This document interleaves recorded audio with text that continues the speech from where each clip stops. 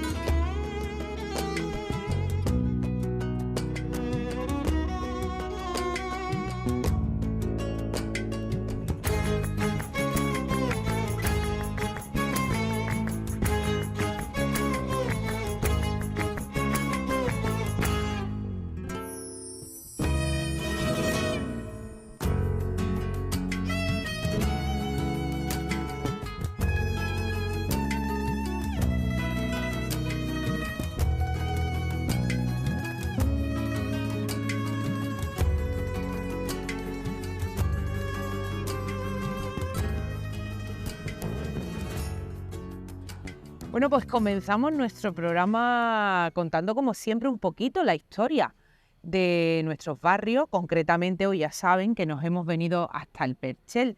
Y qué mejor que para hablarnos de la historia de este maravilloso barrio que nuestra enciclopedia andante, que es mi queridísimo Salvador Jiménez. Muy buenas tardes, Salva. Mi querida Bessie, buenas tardes. Oye, un barrio, yo decía cuando comenzaba nuestro programa, un barrio que está sabiendo mezclar muy bien lo tradicional con la modernidad, actualizándose a nuestros tiempos. No sé yo si tú estás de acuerdo o tú eres más de lo tradicional. Soy un poco más crítico con el tema, pero bueno, vamos a dejarlo ahí, que se está adaptando en los nuevos tiempos, no le queda otra. Pero sí me gustaría decir que es el barrio más antiguo de Málaga. Un barrio, alguna vez me preguntó, algún medio de comunicación me preguntaba, ¿cuándo se creó el barrio del Perchel? La respuesta es automática. Yo no sé cuándo se creó, ni nadie sabe cuándo se creó el barrio del Perchel. Si fue cuando aquella fundación de los antiguos fenicios creció paralelo ya a él, o sobre todo ya tenemos noticias por los restos arqueológicos. Los restos arqueológicos, presencia fenicia, romana, musulmana, como centro industrioso importante. De hecho, el nombre del barrio, que es un nombre castizo como el de Perchel o Percheles, viene asociado a la conquista de la ciudad por los reyes católicos. Había muchísimas perchas para secar el pescado, un barrio industrioso donde había que secar el pescado porque no había refrigeradores.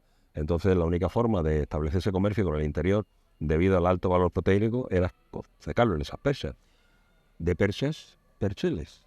Claro, pero yo quería, por ejemplo, preguntarte esa diferencia entre el bulto y el Perchel. No, es que no tiene nada que ver. Y sobre todo porque se le decía el bulto. Claro, el bulto es una zona de crecimiento, sobre todo de la Málaga industrial del 19. Ten en cuenta que cuando los grandes empresarios pues deciden hacer sus fábricas, también procuran que el personal tarde poco tiempo en ir a la fábrica, con lo cual se empiezan a crear pues barrios. En Estrello del Bulto, por ejemplo, Eduardo Welling creó el famoso barrio de Welling, aquellas 500 casas que todavía nos quedan, algunas es un prototipo de vivienda como no se había hecho antes otro. Ese es el principal motivo. Si nosotros tenemos que centrarnos en el Perchel, podemos decir que era el barrio más amplio extramuros de la ciudad, acompañado de otro un poco más pequeño, que sería lo que hoy llamamos nosotros el barrio de la Goleta y de la Cruz del Molinillo, donde tiene la sede de Procono. Son los dos arrabales de la ciudad, el de la Fontanela y el de Atabanín. En musulmán era Atabanín, que viene a significar algo así como los tratantes de la paja. Gente que ya se dedicaba a actividades industriosas, en este caso para tejer pues lo que serían los recipientes del transporte y para el comercio, ya que no existían estas cosas que tenemos nosotros de los plásticos y del tupperware y de estas cosas, ¿no? O sea, que había que proveer de recipientes. Y ahí crece el barrio. Aquí se establecen las principales industrias y, bueno, excuso decirte, cuando llega a mediados del 19, las grandes fábricas como la Constancia, por ejemplo, la industria malagueña o, por ejemplo, aquí tenemos una chimenea desplazada de su sitio original que es la chimenea del crémor tártaro. El crémor tártaro es una especie de levadura para que se produce con el vino. O sea que fíjate, podemos hablar de industria otro día, hablaremos de industria porque en Málaga todavía le quedan algunas chimeneas, de aquellas 100 chimeneas que decían nuestros antepasados que si nos subíamos al castillo de Gibralfaro se veía en lontananza. Hoy nos quedan muchas menos, desgraciadamente, pero bueno, podemos resumir muy bien el pasado industrial de Málaga. Pero ¿y qué pasó, por ejemplo, en el caso del Perchel? ¿Qué pasó con ese pasado industrial? ¿Por qué se fueron al final todas las aquí hay varias circunstancias. Resulta que Málaga llegó a ser la segunda potencia en España detrás de Barcelona. Lo que pasa es que el norte siempre intenta que no funcione el sur. Esto ha sido siempre así. Nosotros tenemos un gran problema que no éramos competitivos en el sentido del gasto del combustible. El combustible a nosotros nos costaba mucho dinero. Sí. El combustible entonces era carbón. Nosotros no tenemos carbón. El carbón había que comprarlo bien en Gran Bretaña o bien en Asturias. Con lo cual en los dos sitios, por un lado se grababa con el transporte, el barco, y el otro con un arancel. No podíamos competir. Entonces compraron hasta 100 minas, compraron los loris en lo que es Espiel y en Belme, cerca de Córdoba, y la intención era que el ferrocarril, tan cercano como lo tenemos, llegara hasta Córdoba para que trajera la mercancía. Cuando llegó era demasiado tarde, y muchísimas de las industrias habían cerrado. A ello hay que unir también una famosa plaga, que además Málaga sí ha vivido algo, ha sido de la producción y la exportación de vinos. Si llega la filoxera y acaba con la mayoría de los viñedos, pues eso nos da la puntilla, con lo cual la economía pues se quedó muy menguada y la verdad hubo que pasar muchísimos años para otra vez rehacernos y establecernos con otro concepto de ciudad, con otra industria de la cual vivimos hoy, que es la industria del sol y playa. Hoy le hemos añadido un matiz más, que es el matiz de la cultura. O sea que, como veis, siempre hay que reinventarse de nuevo. Oye, háblanos del convento de San Andrés, que lo tenemos... Eso hay que irse muy lejos. Tenemos que ir muy lejos en el tiempo. Sí. Estamos hablando siglo XVI. Que además está recién casi para estrenarlo. Bueno, afortunadamente han sido muchas las vicisitudes que ha habido del convento y bueno, alguna de la demolición que otra que no eran las más apropiadas, pero bueno, ahí lo tenemos restituido, otra vez tal cual estaba, en luces precioso. Además, ahí veréis después, pues, asociaciones muy señeras de Málaga, como Asociación Torrío, la Fundación del Carnaval, que también ocupa una de las dependencias. Bueno, pues un espacio muy singular y que esto se le ocurre a un señor que se llama Fray Gabriel de la Concepción, un fraile carmelita granadino que viene a Málaga con la intención de fundar. Estamos hablando del año 1582. Ocurre que cuando llega a Málaga, claro, no todas las órdenes religiosas admiten que se hagan otras fundaciones. En este caso, los dominicos, pues no veían con buenos ojos que se estableciera una nueva orden aquí en Málaga. Tened en cuenta que a la hora de reparto de limosna de todo, pues tocamos a menos. Esto como siempre pasa, ¿no? Bueno, pues había una epidemia en la ciudad y entonces este hombre se pone manos a la obra atendiendo a todos los enfermos. Eso quizás le da esa fama, le da esa garantía para que los dominicos lo admitan y se funde a partir de 1584 lo que es los carmelitas de Málaga. ¿Aprovecha para qué? Para la construcción de esa iglesia. Pues en las antiguas playas de San Andrés, sabéis que era patrón de la gente de la mar. Bueno, pues había una torre, la conocida Torre de Fonseca, que él reutiliza como campanario para esa primitiva iglesia que, fíjate, de transcurridos los años ha dado lugar a nuestra iglesia del Carmen. Del Carmen. Como veis, en el Carmen podemos resumir toda la historia de la ciudad de Málaga, un barrio muy importante, no solamente industrioso, un barrio donde había una tipología que no es que lo diga yo, lo describe Cervantes cuando viene a Málaga como cobrador de la Alcábala, o por ejemplo también Gustavo Doré, ese famoso grabador que dibuja los tipos y nos habla de charranes, de jabegotes, de noteras, de barateros, unos personajes muy típicos y sobre todo destaca por encima de ellos uno que le decía el guapo del Perchel, el chulo del Perchel, ¿no? Una tipología que da para mucho, sobre todo se han escrito novelas. Y además el Perchel era una tipología muy particular. Era un barrio que vivía a extramuros de la ciudad, en las otras orillas del río, incluso un barrio que estaba amurallado y que parecía que prácticamente no tenía relación con la gente del centro, con lo cual era una tipología muy especial. Es una gente castiza, una gente que quedó plasmada en los barrios malagueños y como veis una zona importante. Además que surgió con un matiz especial, casi todos los barrios surgen porque hay un convento, porque hay una iglesia. Aquí no había convento ni había iglesia. El convento vino mucho después, vino en 1494, que el primero fue el convento de Santo Domingo, los famosos competencias de los carmelitas. Oye, porque además hay que decir que está dividido en Perchel Norte, Perchel Sur. Nosotros estamos en el... Sí, nosotros ahora mismo estamos en el Perchel Sur. En el sur. Luego el norte, que es donde está la iglesia de Santo Domingo, la explanada de Santo Domingo, también tiene su historia, pero esa la conoceremos otro día, porque tiene callejones con una historia maravillosa. Calle Zurla Doble, calle La Puente, calle Cañaveral. Bueno, Que es como... y esos mosaicos que recuerdan personajes muy importantes de nuestra cultura que han nacido allí. Pero quizás yo, no sé si tú estarás conmigo, quizás lo que es el Perchel Norte, Norte es donde todavía se guarda un poquito esa idiosincrasia de lo que ha sido el Perchel, mientras que aquí ya se mezcla lo que yo decía, lo moderno con lo tradicional. Sí, estas zonas son más permeables. Esta zona, a raíz de aquella plan general de la ordenación urbana, donde desconfiguraron totalmente el barrio, con la apertura de esa avenida de Andalucía, pues cambió. Esta zona queda más integrada en la zona de la carretera Cádiz, en los edificios nuevos, como tú decías, y la otra guarda todavía ese sabor muy cercano a otro barrio castizo como en La Trinidad, con esas corralas que en su día se construyeron a semejanza, ya con todos los medios de hoy en día, pero que ha sabido guardar ese sabor, sobre todo esos corralones que hay alrededor del llano de Doña Trinidad. Por ejemplo, es muy... ¿quién no ha visitado, por ejemplo, el corralón de Santa Sofía, el de la calle Feijó?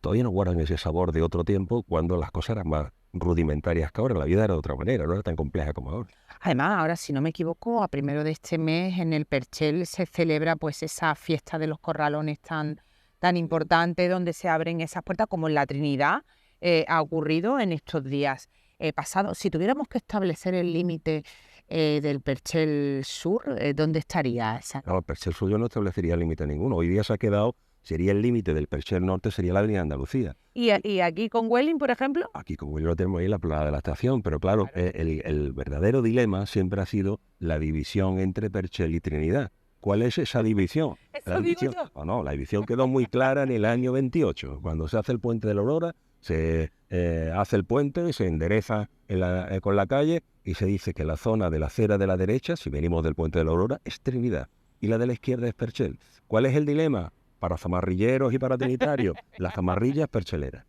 Aunque el trinitario podía ver a la zamarrilla, no pasa nada. Como por ejemplo la Aurora María era perchelera y ha quedado trinitaria. Claro. Y ahora ha pasado ya mucho tiempo, así que vamos a asimilarlo, como podemos ir a todos sitios, no hay problema ninguno. Oye, cosas de la cofradía. Salva, para ir terminando, el que venga a esta zona del Perchel, el Perchel Sur, ¿qué recomiendas tú que no se pierdan, aparte de este convento de San Andrés y evidentemente el Mercado del Carmen? Bueno, tenemos varios hitos, sobre todo relacionados con lo que vais a hablar después de Torrijos. Tenemos el lugar exacto donde cayó muerto Torrijos, que no es evidentemente la cruz, que también está.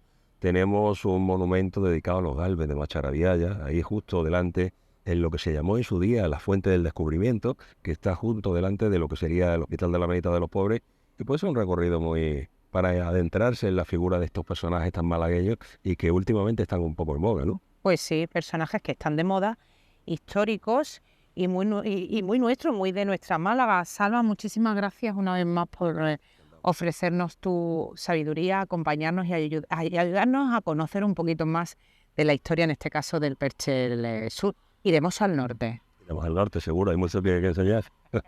Gracias, Salva. Nosotros continuamos conociendo un poquito más de este Perchel y precisamente nos vamos a marchar a hablar con el presidente de la Asociación Torrijos, que se encuentra también aquí en el Perchel, aquí en el convento de San Andrés, con Esteban Alcántara.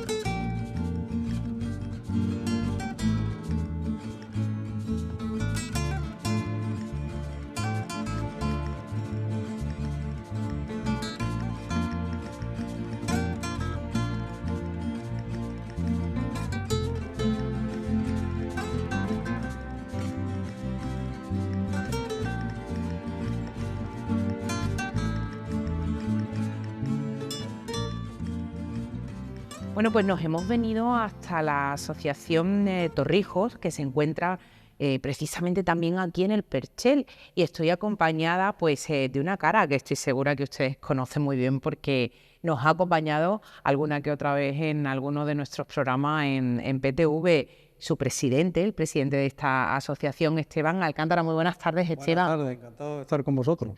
Oye, Esteban, ¿dónde estamos? Pues estamos en el antiguo refectorio carmelitano del convento de San Andrés, que ya felizmente está restaurado. Y ya que me hace la pregunta que dónde estamos, te diré que estás junto a la puerta por donde metieron a Torrijos, aquí en la noche del 10 de diciembre del año 1831. O sea, fíjate el lugar histórico, estás pisando los mismos lugares. Madre mía, increíble la historia que tiene este barrio, el del Perchel, que acogió a un personaje tan importante como José María Torrijos, y que tú lo sabes porque lo hemos hablado más de una vez cuando hemos tenido la oportunidad de entrevistarte. Para mí, un personaje muy desconocido todavía para los malagueños. Sí, en parte sí es desconocido. Por una parte sí, por otra no. Yo creo que está ahí en esa equidistancia. Pero vamos, aquí ahora con el Centro de Interpretación Histórico son muchos los colegios, los institutos, los centros de mayores, los turistas que están pasando por aquí, y le estamos dando una información, los integrantes de la asociación, muy grande referente a estos personajes. El último grupo que ha venido ha sido de Madrid, para interesarse por Torrijos, que era madrileño.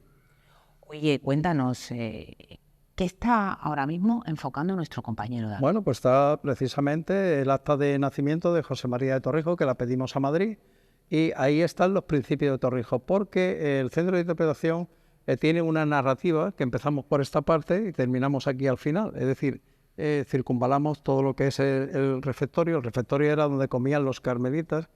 Y bueno, desgraciadamente en aquella luctuosa noche del 10 de diciembre del año 1831, pues esto se convirtió en otra cosa. Se convirtió en un presidio de condenados a muerte.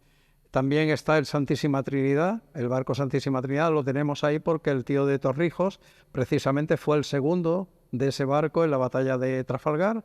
Tenemos también la concesión para que Torrijos se pudiera casar con su mujer Luisa Sáenz de Viniegra, y a partir de aquí ya arrancamos con el Torrijos de la Guerra de la Independencia, porque claro, el gran desconocido para los malagueños precisamente es ese Torrijos.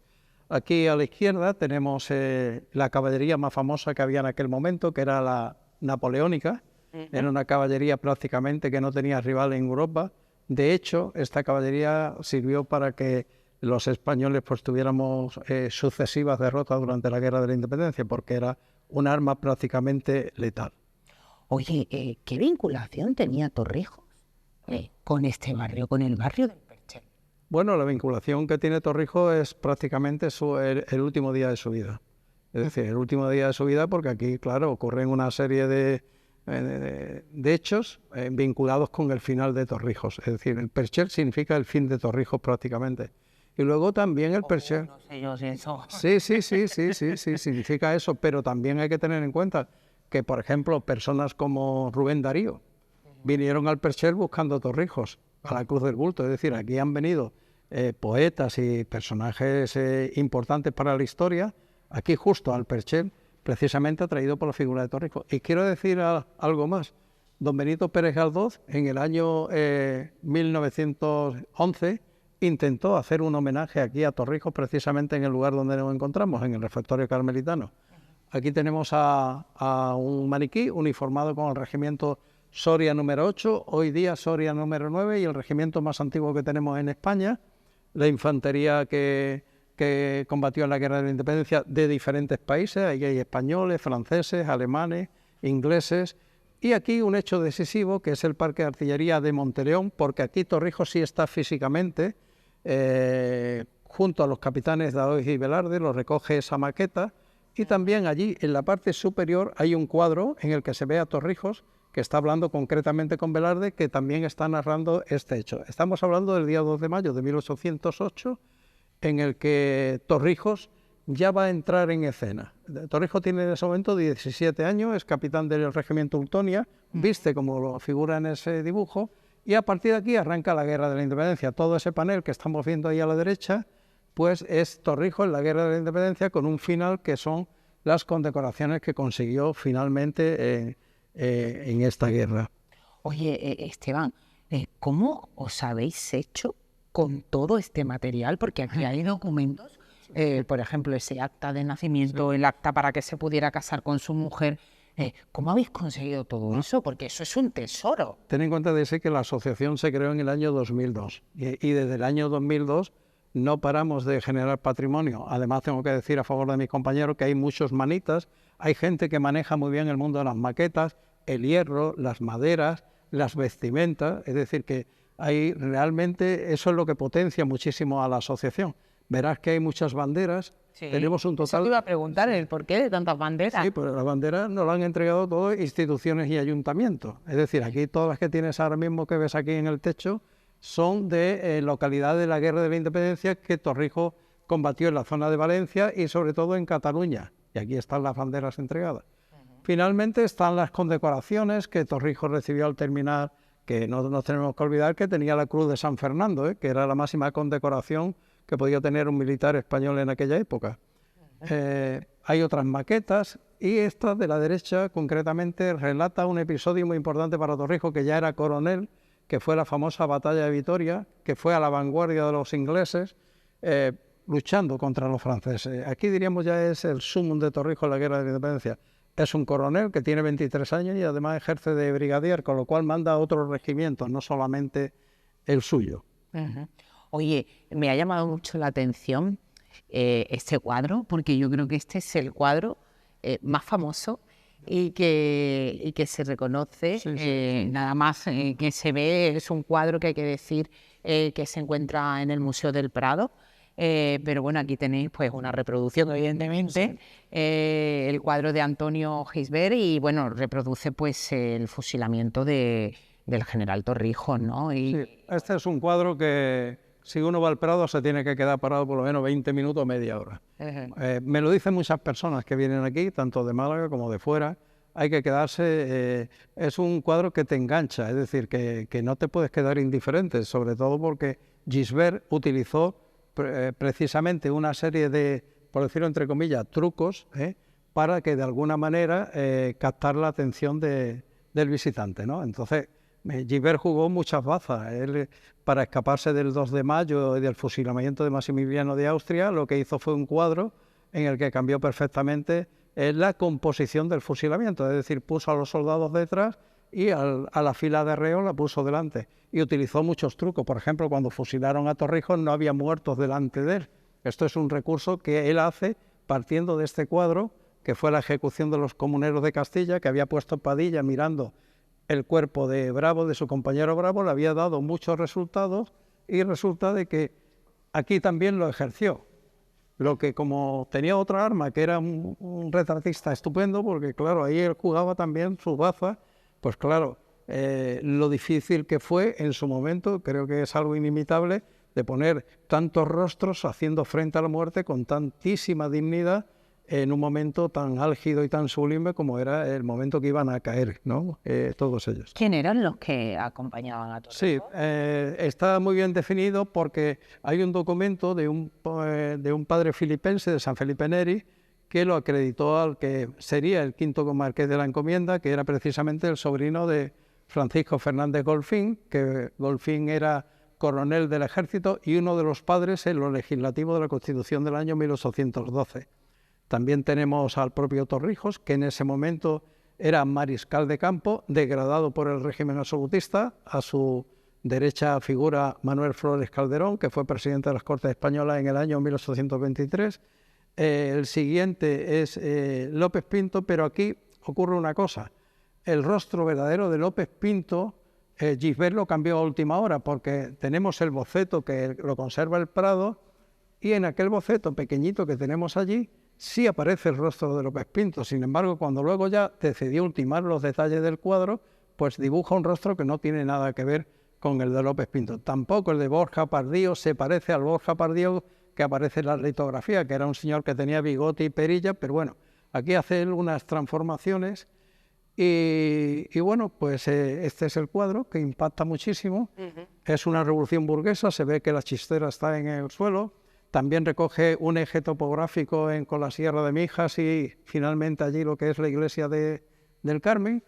Y bueno, y coloca allí al fondo, para fusilando a Torrijos, el grupo de granaderos, la compañía de granaderos, que era la compañía de élite, del regimiento Infante número 4, la coloca allí. Concretamente nosotros lo tenemos aquí equipado, un maniquí que tiene esa uniformidad, pero los que fusilaron a Torrijos serían precisamente estos que tenemos aquí a la derecha, que era el provincial de Soria. El provincial de Soria, la mayoría eran campesinos. El nombre lo dice, provincial. Estos provinciales tienen que estar en sus lugares de origen, pero bueno, por el desacierto y el mando que se ejercía en aquel tiempo, muchos de estos provinciales terminaron en lugares que no eran propios de su provincia, y el Soria estaba aquí. Pero como no participaron en la captura de Torrijos, el gobernador Vicente González Moreno decidió que ellos fusilaran a Torrijos. Eran tropas no profesional, con lo cual Francisco Fernández Golfín, en el momento del fusilamiento, le dijo a Torrijos: hasta para morir vamos a tener muy mala suerte, porque eran soldados que tardaron en ejecutar al grupo de Torrijos más de una hora. Y ya se pueden figurar lo que tuvo que ser aquello, ¿no? Madre mía. Oye, pues Esteban, muchísimas gracias. Bueno, aquí queda todavía por ver, no se pueden imaginar. Yo les invito a que vengan, lo visiten. Va a estar Esteban, miembros de la asociación, explicándole cada cuadro, cada maqueta, porque aquí hay muchísima historia. A mí me gustaría que le dijeras a nuestros espectadores los días que estáis abiertos y cuándo pueden Sí, vamos, aquí los grupos, tenemos ahí un letrero y lo tenemos puesto por internet. Solicitan la visita y nosotros estamos aquí para cada grupo que quiera venir a visitarlo. Hay que dirigirse a un correo electrónico y entonces pues nosotros concertamos esa visita. Pero los martes estamos siempre fijos. Viene mucha gente a nivel individual y también pueden venir grupos. Pero vamos, estamos abiertos sábados y domingos en el momento que concertemos las citas. Pues yo les recomiendo de verdad que vengan, porque es una maravilla lo que habéis conseguido, tener aquí un trocito pues, de la historia de nuestra Málaga y de este gran personaje que gracias a esta asociación pues cada vez son más los malagueños que conocemos quién fue Torrijos y lo que significó para Málaga Torrijos. Esteban, muchísimas gracias por habernos atendido, ha sido un placer. Muchísimas gracias. Cuando queréis vosotros hacer un programa monográfico sobre este tema y tal, las puertas están abiertas. Son muchas las televisiones que vienen por aquí también para hacerlo. Lo sé, gracias Esteban. Pues continuamos conociendo el Perchel.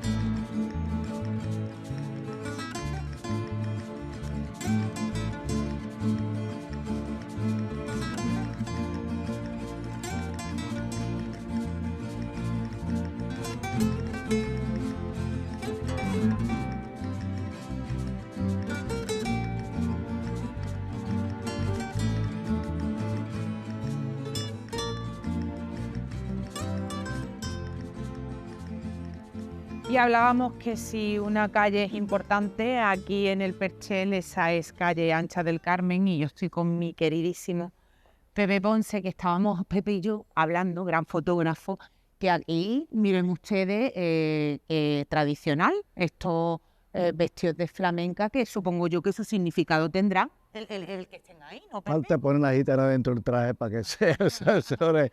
Pero bueno, esto darle alegría a Macarena aquí al Perchel. Totalmente. Este es un espacio, esta es una casa emblemática de lo que pertenecía a la época donde Calle Ancha era una calle importante y sigue siéndolo, pero han abandonado algunos comercios y el parón este con la obra, pero se está recuperando. Esta zona de Málaga es una de las zonas más vitales que hay. Oye, y además hay que decir que esta decoración de los balcones está a lo largo de todo el año, que no es que esté ahora por algo especial, no es que están los 365 días del año puestos estos trajes de gitana en estos balcones. Oye, Pepe, ¿qué te une a ti aquí al barrio del Perchel? Pues mira, yo cuando me vine, yo soy cateto de Alora. Y entonces pueblo. me descateté y me vine a Málaga. Y entonces, en ese cambio tan grande, pues al venir aquí yo me sentía cómodo porque los barrios, antes y algunos como este sigue, es como pequeños pueblos dentro de la ciudad. Y entonces tienen hasta un lenguaje propio. Esta exposición que yo tengo ahí en la universidad es parte de esos barrios que han desaparecido y cuando yo estaba ahí dentro hay palabras únicas, hay comportamientos diferentes, hay una manera de ser y ver la vida de otra manera. Y por eso digo que hay especies que están en una transición de desaparición y los barrios también no solamente se pierden las casas, sino los habitantes que tienen una seña de identidad diferente y distinta al resto de otros barrios. Oye, háblanos de esa exposición, porque hay que decir que Pepe tiene una exposición en los contenedores de la Universidad de Málaga, donde se puede apreciar cómo es la vida en uno de los lugares pues más emblemáticos de aquí del Perchel, que está ahí colindante entre el Perchel y Huelin, lo que se conoce como el Bulto. Totalmente. Pues el Bulto es un barrio ya desaparecido, queda ahí algunos habitantes, unas casitas muy humildes, pero estaba en un sitio maldito, al lado de la playa, el turismo, la industria actual, era una zona de industria de las más importantes de España. Cierto. Los altos hornos eran esencialmente importantes, pero vinieron a otras comunidades y les gustó y se lo llevaron. Se lo llevaron. Entre ellos los catalanes. En la metalurgia no, pero sí se fue al País Vasco, pero lo que era la textil se lo llevaron y nos dejaron huérfanos de padre y madre. Pero, como Málaga es tan especial, dice, bueno, se han llevado las fábricas, ahora el sol no es quien se lo lleve. Y claro, tener la playa, el mar, el pescadito, todos los ingredientes para decir, ahora se van a enterar. Y se convirtió en la Costa del Sol. Otra mina importante, que no sé cuánto va a durar, porque claro, estamos en una dinámica que con la inteligencia artificial no van a dejar a los humanos. Bueno, diga esto, de algo tendremos que servir.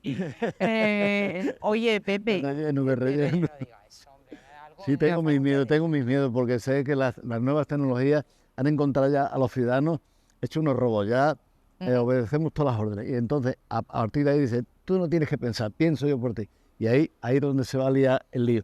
Me temo, a lo mejor me equivoco, quiera Dios que no me equivoque.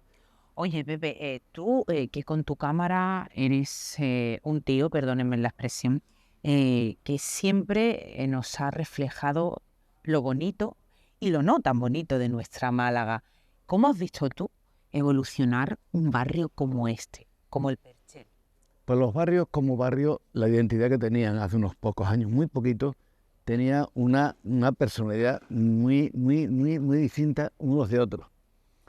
Pero viene esta aluvión, nos están invadiendo pacíficamente otros pueblos, otros países, y lógicamente vienen con ideas nuevas, modas nuevas, estilos nuevos, y de alguna manera influyen y hacen que los barrios se contaminen en el sentido de que ya los vecinos del centro, ya no hay vecinos en el centro, hay una performance de galería, de hostelería, de bares que enriquecen la economía, pero lo que era como el vecino que vivía en el centro ya no existe. Y en el centro que hay, pues unos habitáculos que donde vienen señores por una semana y se van, y un espacio industrial que hace que desalojen el centro sus habitantes y por lo tanto cambia, se modifica y se altera. Bueno o malo, lo que hay. Esto era un barrio vivo, esto estaba lleno de comercio, de bares, de elementos muy singulares. ¿Qué pasa? Pues que de lo mismo tenemos aquí a los italianos que a los noruegos, hay bares para todos. ¿Y qué pasa? Que el bar con el aspecto y la esencia del Perchel ya no es lo que era. Entonces, ves que la hostelería, lo mismo que el diseño, lo mismo que los edificios, cambia. Y esos cambios no sabemos nunca a dónde pueden llegar, pero que modifican y alteran, eso es cierto. Me hablabas tú, por ejemplo, de esta calle, de calle Malpica, y que me decías tú de si calle Malpica con el tiempo va a desaparecer. Ese tramo que me está viendo a la derecha, todas esas casas están ya desalojándola de sus propietarios, que no son propietarios, ya son de alquiler. Las famosas casas del Perchel, que todos ustedes habrán oído. Esto es más reciente. Aquí, esta calle era una calle, sigue más o menos manteniendo los edificios de la época, pero hay otras calles que eran casitas matas, muy simples, pero habitadas por unos vecinos que tenían una convivencia y unas relaciones que ahora no hay. Porque al venir a la hostelería, que nos viene de fuera, las tecnologías que nos hacen universales, pero perdemos lo personal. Y entonces, de alguna manera, por un lado o por otro, estamos cambiando en todos los sentidos. Es lo que hay, es lo que hay que conducir, lo que pasa es que no hay que pasarse la raya. Este tramo de calle, que ocupa pues más de la mitad de la calle, pues son unas casitas muy humildes que tuvieron sus modificaciones, que hicieron otras alturas, y ahora pues ya verás que están las fachadas ya con las puertas tapiadas y el desalojo está a la vuelta de la esquina. Este es un lugar único, porque está en el centro actual de Málaga. En Málaga se está creando varios centros y uno es este, el comercial, el amplio, el nuevo. Pero también es cierto, perdona que te interrumpa, Pepe, que aún siguen vecinos viviendo aquí y siguen, a pesar de que también hay pues esos apartamentos turísticos. Nosotros hemos tenido oportunidad, ustedes lo saben, en nuestro informativo, no hemos venido aquí, hemos hecho encuestas, y la mayoría de los vecinos no se quejaban por el tema de los apartamentos turísticos porque decían que la convivencia era buena, y hay gente pues que sigue viviendo aquí, incluso sigue manteniendo tradiciones. Sí, lo que pasa es que la proporción es lo importante. Cuando el número de habitáculos turísticos y habitantes de otros lugares habitan calles, los comercios son desalojados por grandes comercios, lógicamente el cambio es inminente. Lo que pasa es que hay personas que ya no se van de aquí porque han vivido aquí y dicen, para lo que me queda yo quiero vivir en mi barrio, de cualquier forma, y sigue teniendo lo bueno de este barrio, que está en el centro de Málaga. En este centro avanzado que se han creado comercios importantes, aquí tienes un transporte excelente para moverte en todos los sentidos, y para colmo tenemos el metro que acaba de inaugurarse esta última estación de Huelva. Entonces todo lo tienes a la mano y hasta la playa la tienes aquí, pero si quieres acercarte a otra hay un transporte de autobuses que te llevan a la zona de Tallallino o la Malagueta. Entonces, pues, se vive estupendamente. Calle Cuartel es otra calle que ha ganado mucha vitalidad, y entonces no hay un espacio vacío, todo está lleno de establecimientos de peluquería, de gimnasio, de bares, de restaurantes. Entonces tiene una vida y una capacidad de vivir bien que tú de aquí no te mueves. Pero claro, lo mismo que esta manzana o 2 o 3 manzanas que hay aquí están ya con el deterioro de los años, pero claro, hay un cambio bastante importante y los habitantes se irán a otro lugar. Oye, Bebe, para terminar, cuéntanos hasta cuándo va a estar esa exposición. Repetimos, en el contenedor de la Universidad de Málaga, de los días que se puede visitar y de qué hora. Pues mira, por la mañana de 11 a 2 y por la tarde de 5 a 8. ¿De lunes a domingo? De lunes a viernes, los 5 días de la semana. Está abierto mañana y tarde. Es una exposición sobre el bulto. Ahí he reflejado cómo eran sus habitantes, sus vecinos, y la convivencia excepcional. A pesar que tenía una mala fama el bulto, porque no en la última década, cuando ya la industria desaparece, ahí empiezan a incluirse nuevos habitantes que no eran de buena tinta, y pues se convierte en un conflicto. Los vecinos extraordinarios, la convivencia extraordinaria. Y yo que me decía, Pepe, ten cuidado, no te metas, no te entres ahí, que cuando entro me encuentro como si estuviera en mi pueblo, la gente muy sociable. Tú pasas por la calle y te dicen hola, buenas tardes, te invitan a a un espeto a tomar café en su casa. Claro, esto es una ciudad donde la gente no se mira la cara, porque pasa como los pisos modernos. Las casas matas tienen una convivencia y unas relaciones buenas. Cuando hace un bloque para arriba, Hola y adiós. se ven tan cerca del cielo que olvidan la tierra. Y entonces la convivencia se apaga, se anula o se transforma. Y es lo que está pasando en esta sociedad. El cambio brutal. Y claro, aquí tenemos todos los ingredientes para que todo el mundo se venga aquí. Clima, gastronomía, el acogimiento de los malagueños que somos especiales. Y claro, ante eso digo yo, ¿cómo voy a ir? Pueden vivir, tener su trabajo en Bombay o en París, pero habitan y viven aquí. Y hoy con los transportes tan baratos y tan rápidos, pues claro, que el mundo es de todo el mundo. Pero claro, los que estamos aquí, de una manera, de buenas a primeras, nos asaltan, nos invaden pacíficamente, pero ahí de alguna manera está cambiando nuestra vida. Pero todavía tenemos nuestro rinconcito. Oye, Pepe Ponce, muchísimas gracias por habernos atendido. Ha sido un placer. Pues igualmente, que el placer continúe y sea muy largo. Pues seguro que y sí. que veáis el barrio crecer y cambiar en el buen sentido, que los cambios sean más suavitos y que nos podamos, las relaciones y el comportamiento de los del sur es importante, y los malagueños especialmente. Pues gracias. Así Pepe. que... Bueno, nosotros vamos a continuar y vamos a conocer, a seguir conociendo, pues, asociaciones de aquí, del barrio.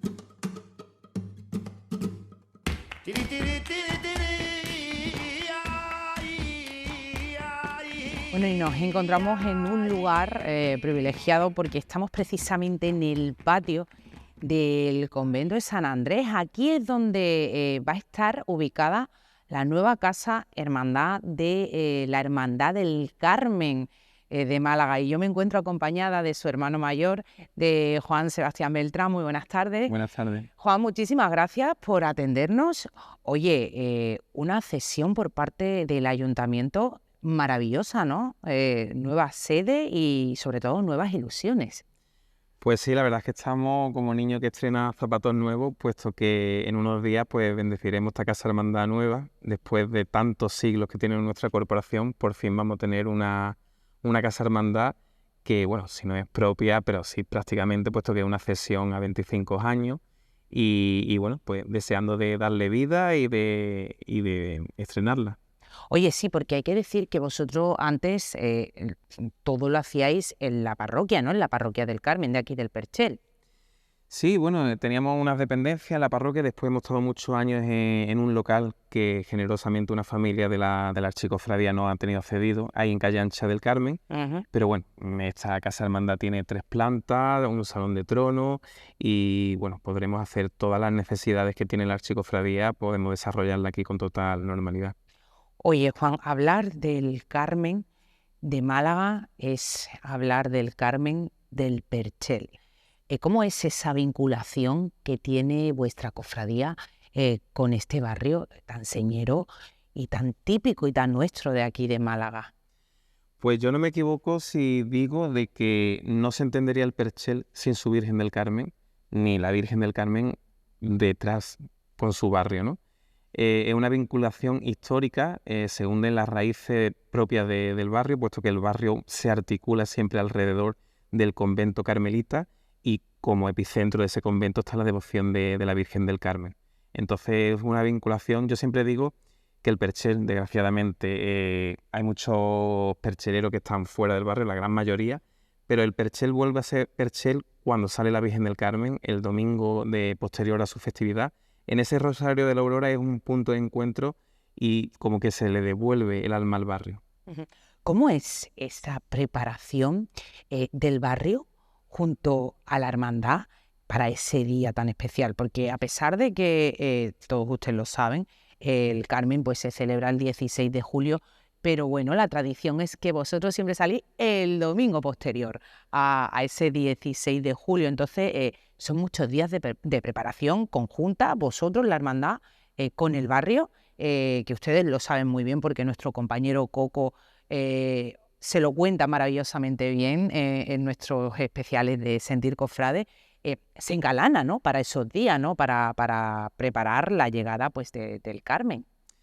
Pues sí, la Virgen siempre sale el domingo posterior. Hay mucha gente que este año me está preguntando porque el día de la festividad cae en domingo, pues nos salimos siempre al domingo posterior. Pero esa tradición, ¿por qué?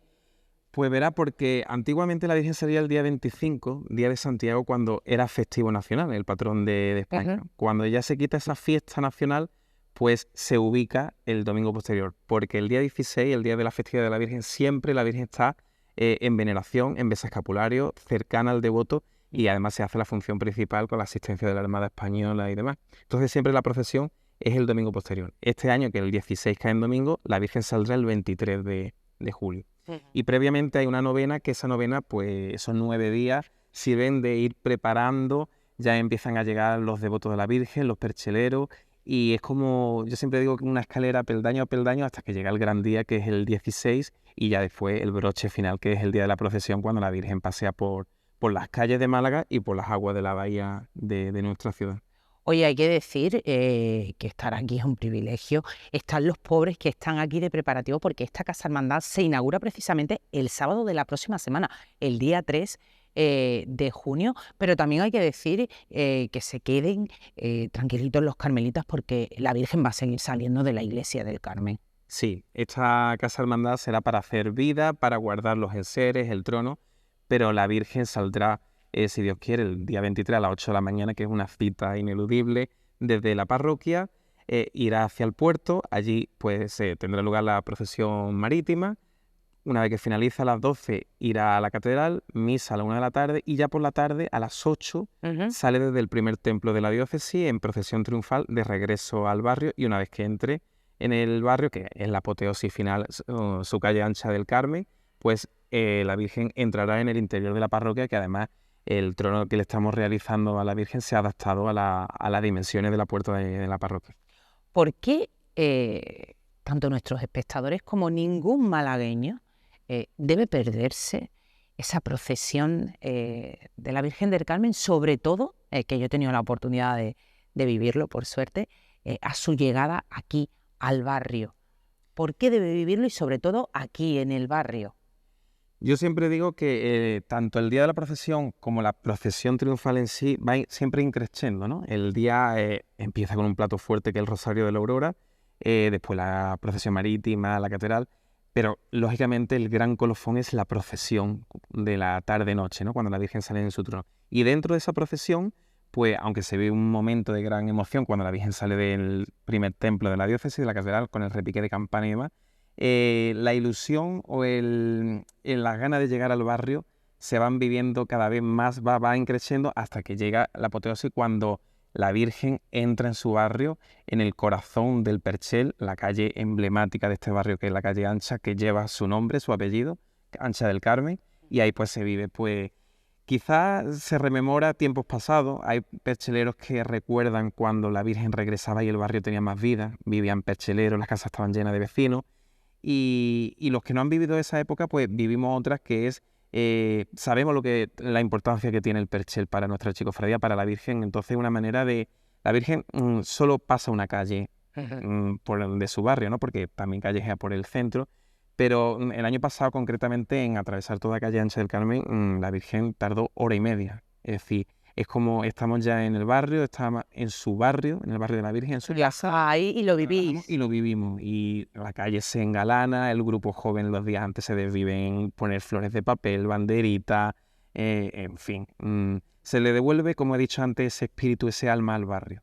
Oye, Juan, ¿vosotros tenéis algún tipo de colaboración conjunta con el barrio en algún sentido? Porque, por ejemplo, ya lo saben ustedes, la semana pasada nos contaban desde la Nueva Málaga, la Cofradía de Nueva Esperanza, porque tienen esa colaboración con las distintas asociaciones, la Peña, realizan verbenas. No sé si vosotros tenéis algún tipo de colaboración con las distintas asociaciones, que son unas cuantas las que hay aquí en el barrio del Perchel.